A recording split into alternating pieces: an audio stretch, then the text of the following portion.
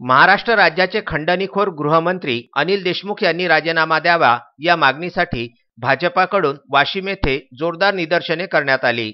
मुंबईचे माजी पोलीस आयुक्त परमवीर सिंग यांनी मुख्यमंत्र्यांना लिहिलेल्या पत्रामध्ये गृहमंत्री अनिल देशमुख यांनी दरमहा 100 कोटी रुपये जमा करण्याचे आदेश दिले होते असा आरोप केलेला आहे।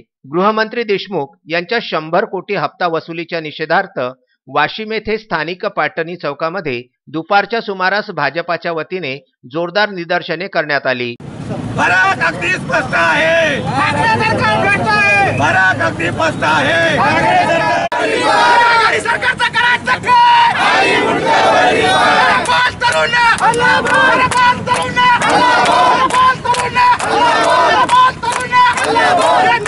अनिल देशमुख राजीनामा द्या। या खंडणी वसूल सरकारने करायचं काय? राजीनामा द्या, राजीनामा द्या। अनिल देशमुख राजीनामा द्या। महाविकास आघाडीने भ्रष्टाचाराचा कळस गाठलेला असून खंडणीखोर गृहमंत्री अनिल देशमुख यांनी तातडीने राजीनामा द्यावा अशी मागणी करीत भाजपा कार्यकर्त्यांनी गृहमंत्र्यांच्या विरोधामध्ये जोरदार घोषणाबाजी करीत आपला निषेध नोंदवला।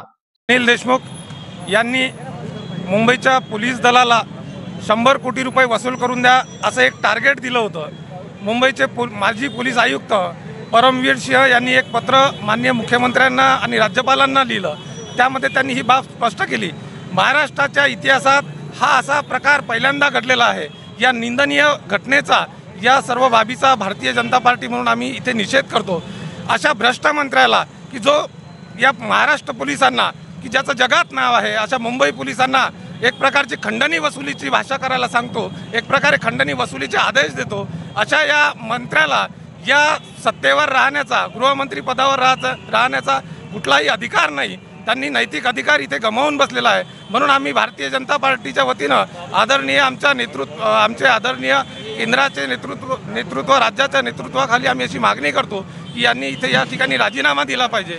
एवढंच नाही तर हा सर्व प्रकार परमवीर सिंहांनी आधी या राज्याचे मुख्यमंत्री माननीय उद्धवजी ठाकरे यांच्या कानावर घातला होता। राष्ट्रवादी काँग्रेसचे जे अध्यक्ष आहेत आणि या महाविकास आघाडीचे ज्यांना आपण शिल्पकार म्हटलं जाते अशा शरद पवारांच्याही यांनी हा प्रकार कानावर घातला होता। तरीही या दोन्ही महानुभावांनी हा प्रकार पाठीशी घातला आणि एक प्रकारे अनिल देशमुखांना कसं वाचवता येईल, कसं पाठबळ देता येईल हीच भूमिका या दोन्ही नेत्यांनी घेतली। म्हणून आमची इथं अशी स्पष्ट मागणी आहे की हे असलं भ्रष्ट सरकार या पुरोगामी महाराष्ट्रात नको आहे। हे सरकार बरखास्त करावं आणि या महाराष्ट्रात एक प्रकारे राष्ट्रपती राजवट लागू करावी अशी आम्ही या ठिकाणी मागणी करतो। विदर्भ न्यूज करिता अक्षय लोटे यांचा हा वृत्तांत।